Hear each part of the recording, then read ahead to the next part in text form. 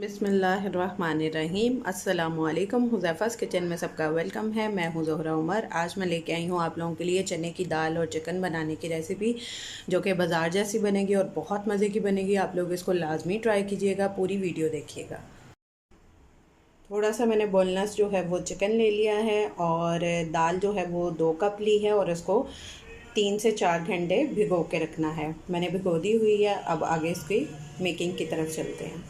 जी, तो सबसे पहले मैंने 2 मीडियम साइज़ के जो है वो प्याज कट कर लिए हैं और 1/3 कप जो है वो कुकिंग ऑयल ले लिया है। 3 मोटी इलायची, 2 दालचीनी की छोटी सी स्टिक्स ले ली हैं।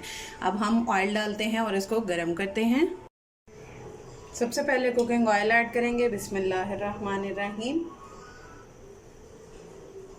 अच्छे से ऑयल को जो है वो गर्म होने देंगे।